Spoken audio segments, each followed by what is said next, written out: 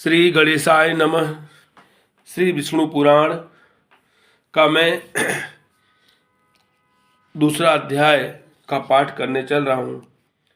सभी भक्तों से विनम्र निवेदन है, वीडियो पूरा सुने, पूरा पाठ सुने, जिससे आपको श्री विष्णु पुराण सुनने का, श्रवण करने का पुण्य प्राप्त हो सके। यदि आपने मेरा चैनल सब्सक्राइब नहीं किया है तो सब्सक्राइब कीजिए और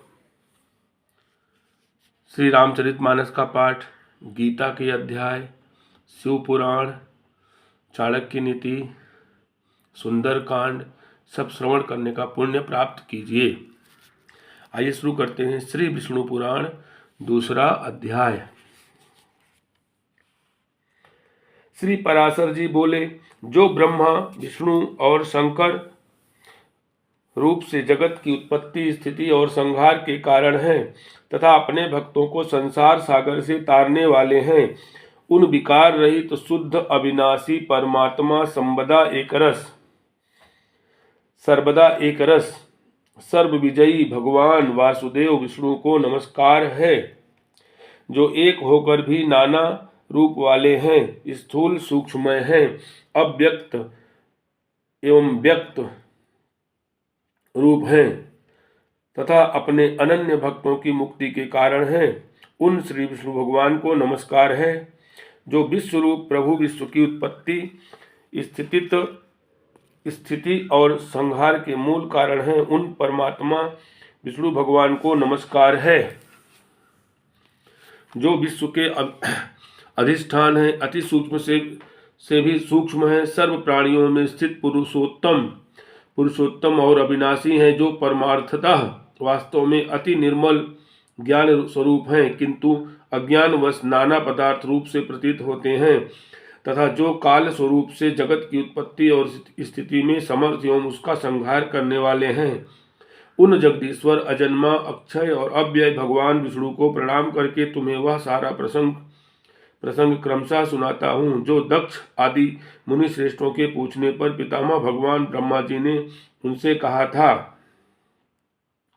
वह प्रसंग दक्ष आदि मुनियों ने नर्मदा तट पर राजा पुरुकुत्स को सुनाया था, और पुरुकुत्स ने सारस्वत से और सारस्वत ने मुझसे कहा था, जो पर यानी प्रकृति से भी पर परम श्रेष्ठ अंतरात्मा में स्थित परमात्मा रूप वर्ण नाम और विशेषण आदि से रहित है, जिसमें जन्म, वृद्धि, परिणाम, क्षय और नाश, इन 6 विकारों का सर्वथा अभाव है, जिसको सर्वदा केवल है इतना ही कह सकते हैं, तथा जिनके लिए यह प्रसिद्ध है कि वे सर्वत्र है और उनमें समस्त विश्व बसा हुआ है। इसलिए ही विद्वान, जिसको वासुदेव कहते हैं, वही नित्य, अजन्मा, अक्षय, अव्यय, एक रस और हे गुणों के अभाव के कारण निर्मल परम ब्रह्म है। वही इन सब व्यक्त कार्य और अव्यक्त कारण जगत के रूप में तथा इसके साक्षी पुरुष और महाकारण काल के रूप से स्थित हैं। हे द्विज, परम ब्रह्म का प्रथम रूप पुरुष है, अव्यक्त प्रकृति और व्यक्त महदादि उसके अन्य रूप हैं, तथा सबको क्षोभित करने वाला होने से काल उसका परम रूप है। इस प्रकार जो प्रधान पुरुष, व्यक्त और काल इन चारों से परे है तथा जिसे पंडित जन ही देख पाते हैं, वही भगवान विष्णु का परम पद है। प्रधान पुरुष, व्यक्त और काल ये भगवान विष्णु के रूप पृथक पृथक संसार की उत्पत्ति, पालन और संहार के प्रकाश तथा उत्पादन में कारण हैं। भगवान विष्णु जो व्यक्त, अव्यक्त, पुरुष और काल रूप से स्थित होते हैं, इसे उनकी बालवत क्रीड़ा ही समझो। उनमें से अव्यक्त कारण को जो सदस्वरूप कारण शक्ति विशिष्ट और नित्य सदा एक रस हैं, श्रेष्ठ मुनिजन प्रधान तथा सूक्ष्म प्रकृति कहते हैं। वह क्षय रहित है, उसका कोई अन्य आधार भी नहीं है, तथा अप्रमेय, अजर, निश्चल, शब्द, स्पर्शादि शून्य और रूपादि रहित हैं। वह त्रिगुणमय और जगत का कारण है तथा स्वयं अनादि एवं उत्पत्ति और लय से रहित हैं। यह संपूर्ण प्रपंच प्रलय काल से लेकर सृष्टि के आदि तक उसी से व्याप्त था। हे विद्वान, श्रुति के मर्म को जानने वाले श्रुति परायण ब्रह्मवेत्ता महात्मा गण इसी अर्थ को लक्ष्य करके प्रधान के प्रतिपादक इस श्लोक को कहा करते हैं। उस समय प्रलय काल में न दिन था, न रात्रि थी, न आकाश था, न पृथ्वी थी, न अंधकार था, न प्रकाश था, और न इनके अतिरिक्त कुछ और ही था। बस क्षेत्रादि इंद्रियों और बुद्धि आदि का अविषय एक प्रधान ब्रह्म और पुरुष ही था। हे विप्र, विष्णु के परम उपाधि रहित स्वरूप से प्रधान और पुरुष ये दो रूप हुए, और विष्णु के जिस अन्य रूप के द्वारा वे दोनों सृष्टि और प्रलय काल में संयुक्त और वियुक्त होते हैं, उस रूपांतरण का ही नाम काल है। बीते हुए प्रलय काल में यह व्यक्त प्रपंच प्रकृति में लीन था, इसलिए प्रपंच के इस प्रलय को प्राकृत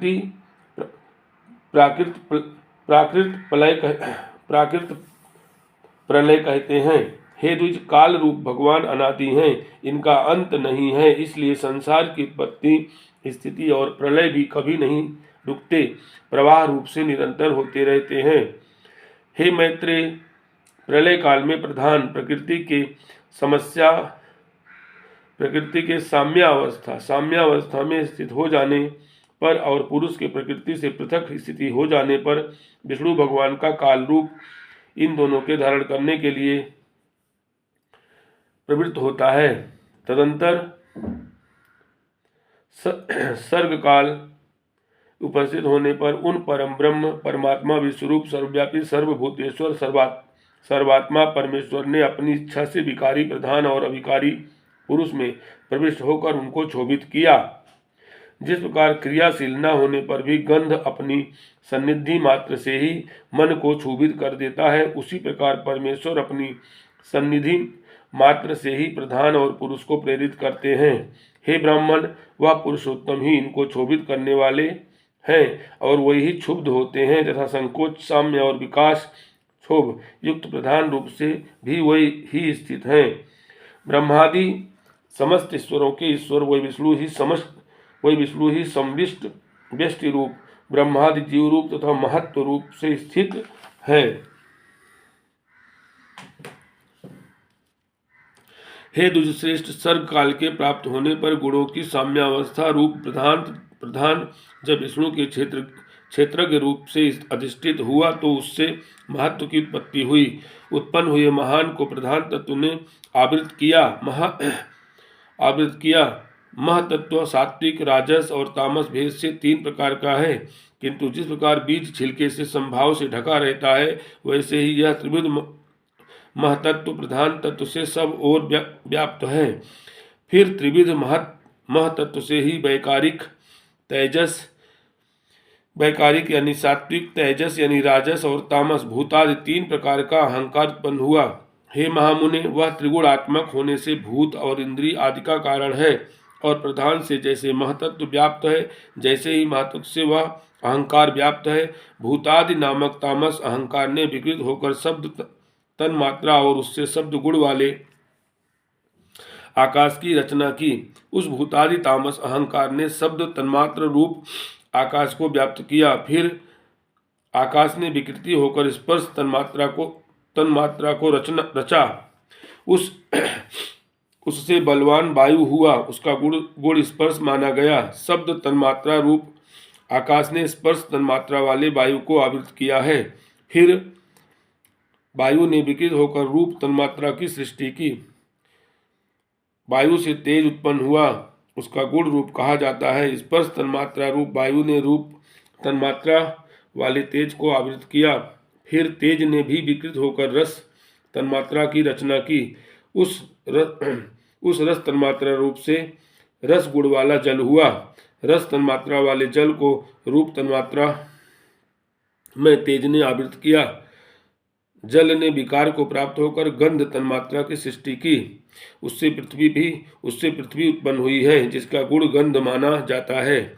उन आकाश आदि भूतों में तन्मात्रा है, अर्थात केवल उनके गुण शब्दादि ही हैं, इसलिए वे तन्मात्रा ही कहे गए हैं। तन्मात्राओं में विशेष भाव नहीं है, इसलिए उनकी अविशेष संज्ञा है। वे अविशेष तन्मात्राएं शांत, घोर अथवा मूढ़ नहीं हैं, अर्थात उनका सुख दुख या मोह रूप में अनुभव नहीं हो सकता। इस प्रकार तामस अहंकार से यह भूत तन्मात्रा रूप सर्ग हुआ है।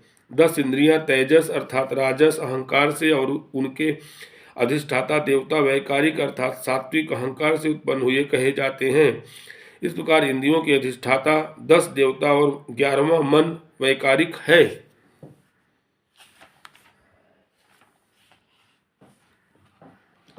हे द्विज, त्वक, चक्षु, नासिका, जिह्वा और स्रोत ये पांचों बुद्धि की सहायता से शब्दादि विषयों का ग्रहण करने वाली 5 ज्ञानेन्द्रियां हैं। हे मैत्रेय, पायु गुदा उपस्थ, लिंग, हस्त, पाद और वाक ये 5 कर्मेंद्रियां हैं। इनके कर्म मल मूत्र का त्याग, शिल्प गति और वचन बतलाए जाते हैं। आकाश, वायु, तेज, जल और पृथ्वी ये पांचों भूत उत्तरोत्तर क्रमशः शब्द, स्पर्श आदि 5 गुणों से युक्त हैं। ये पांचों भूत शांत, घोर और मूढ़ हैं, अर्थात सुख दुख और मोह युक्त हैं, अतः ये विशेष कहलाते हैं। इन भूतों में पृथक पृथक नाना शक्तियां हैं, अतः वे परस्पर पूर्णतया मिले बिना संसार की रचना नहीं कर सके। इसलिए एक दूसरे के आश्रय रहने वाले और एक ही संघात की उत्पत्ति के लक्ष्य वाले महातत्व से लेकर विशेष पर्यंत प्रकृति के इन सभी विकारों ने पुरुष से अधिष्ठित होने के कारण परस्पर मिलकर सर्वथा एक होकर प्रधान तत्व के अनुग्रह से अंड की उत्पत्ति की। हे महाबुद्धे, जल के बुलबुले के समान क्रमशः भूतों से बढ़ा हुआ वह गोलाकार और जल पर स्थित महान अंड ब्रह्म हिरण्यगर्भ रूप विष्णु का अति उत्तम प्राकृत आधार हुआ।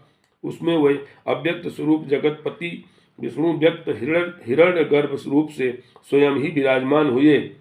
उन महात्मा हिरण्यगर्भ का सुमेरु उल्ब, गर्भ को ढकने वाली झिल्ली, अन्य पर्वत, जरायु गर्भाशय तथा समुद्र गर्भाशय रस था। हे विप्र, उस अंड में ही पर्वत और द्वीपादि के सहित समुद्र ग्रह गण के सहित संपूर्ण लोक तथा देव, असुर और मनुष्य आदि विविध प्राणी वर्ग प्रकट हुए। वह अंड पूर्व की अपेक्षा 10-10 गुण अधिक जल, अग्नि, वायु, आकाश और भूतादि अर्थात तामस अहंकार से आवृत है तथा भूतादि महतत्व से घिरा हुआ है, और इन सबके सहित वह महतत्व भी अव्यक्त प्रधान से आवृत है। इस प्रकार जैसे नारियल के फल का भीतरी बीज बाहर से कितने ही छिलकों से ढका रहता है, वैसे ही यह अंड इन 7 प्रकृत आवरणों से घिरा हुआ है। उसमें स्थित हुए स्वयं विश्वेश्वर भगवान विष्णु ब्रह्मा लेकर रजोगुण का आश्रय लेकर इस संसार की रचना में प्रवृत्त होते हैं तथा रचना हो जाने पर सत्वगुण विशिष्ट अतुल पराक्रमी भगवान विष्णु उसका कल्पांतर पर्यंत युग युग में पालन करते हैं। हे मैत्रेय, फिर कल्प का अंत होने पर अति दारुणतम प्रधान रुद्र रूप धारण कर वे जनार्दन विष्णु ही समस्त भूतों का भक्षण कर लेते हैं। इस प्रकार समस्त भूतों का भक्षण कर संसार को जलमय करके वे परमेश्वर शेष सैया पर शयन करते हैं। जगने पर ब्रह्मा रूप होकर वे फिर जगत की रचना करते हैं।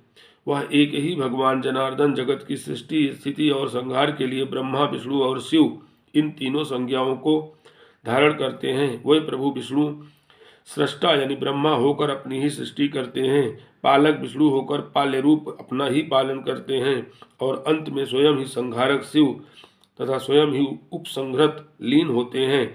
पृथ्वी, जल, तेज, वायु और आकाश तथा समस्त इंद्रियां और अंतःकरण आदि जितना जगत है सब पुरुष तत्व है, और क्योंकि वह अव्यय विष्णु ही विश्वरूप और सब भूतों के अंतरात्मा है, इसलिए ब्रह्मादि प्राणियों में स्थित सर्गाधिक भी उन्हीं के उपकारक हैं। अर्थात जिस प्रकार ऋतुजों द्वारा किया हुआ हवन यजमान का उपकारक होता है, उसी तरह परमात्मा के रचे हुए समस्त प्राणियों द्वारा होने वाली सृष्टि भी उन्हीं की उपकारक है। वे सर्वस्वरूप श्रेष्ठ वरदायक और वरेण्य प्रार्थना के योग्य भगवान विष्णु ही ब्रह्मा आदि अवस्थाओं द्वारा रचने वाले हैं। वही रचे जाते हैं, वही पालते हैं, वही पालित होते हैं तथा वही संहार करते हैं और स्वयं ही संहृत होते हैं। श्री हरि श्री हरि श्री हरि।